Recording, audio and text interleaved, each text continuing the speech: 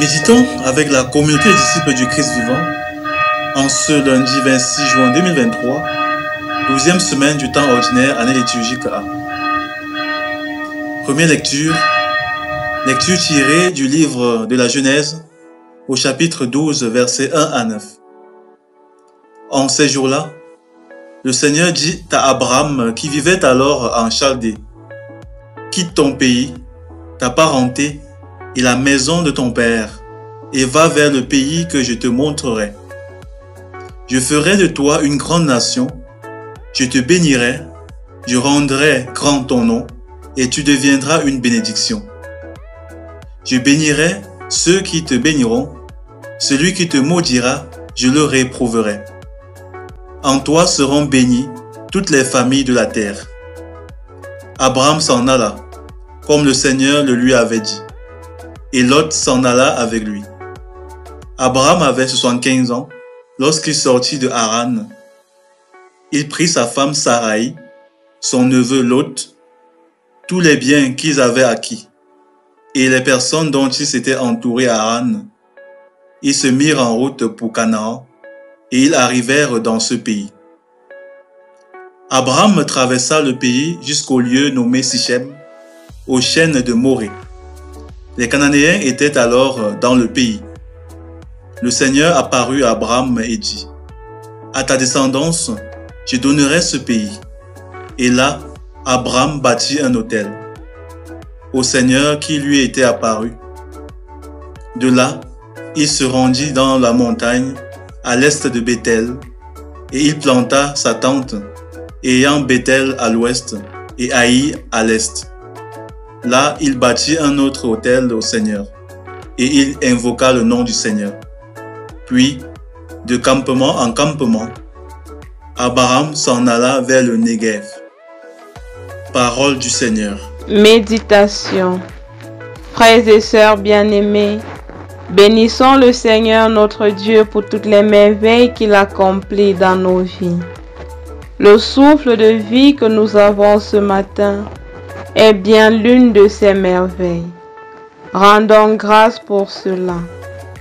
Dans le texte de la première lecture sur lequel nous méditons, le Seigneur appelle Abraham à quitter son pays, sa maison, sa parenté, pour un lieu qu'il lui indiquerait.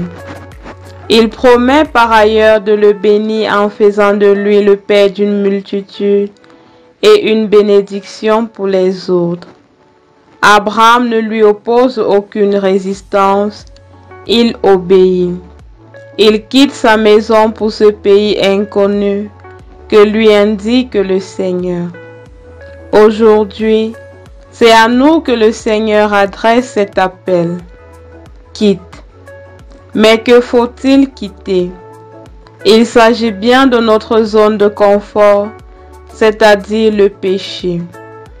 Dieu nous a créés pour un dessein merveilleux, la vie éternelle. Mais pour y parvenir, nous avons à quitter nos différentes zones de confort. Oui, bien-aimés, il nous faut quitter le péché.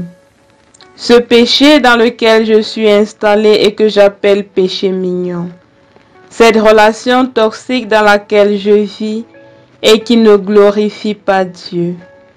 Cette haine que j'ai contre mon frère à cause du mal qu'il m'a fait. Ce regard plein de jugement que je pose sur l'autre sans chercher à comprendre ce qu'il vit. Cette paresse spirituelle qui m'empêche de prier et de glorifier Dieu à temps et à contre-temps. Cette envie et cette jalousie qui m'empêchent de me réjouir des merveilles de Dieu dans la vie des autres. Ce manque de respect à l'endroit des parents parce que j'estime être déjà grand. Il y a certainement quelque chose que nous devons quitter. Personne en effet ne peut prétendre être assez parfait pour n'avoir rien à devoir abandonner encore aujourd'hui pour l'amour du Christ.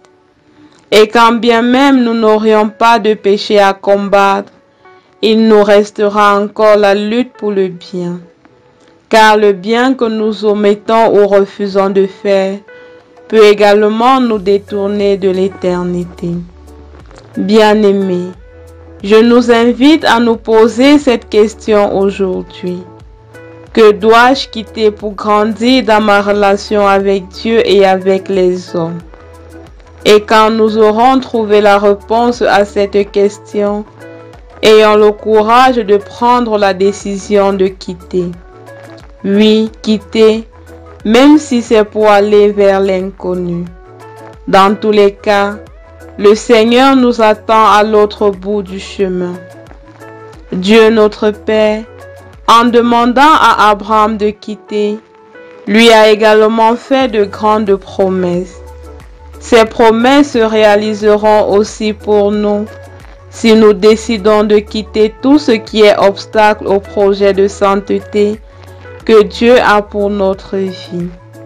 N'ayons donc pas peur, car le bonheur qui nous attend est bien plus grand que la douleur de quitter. Prions.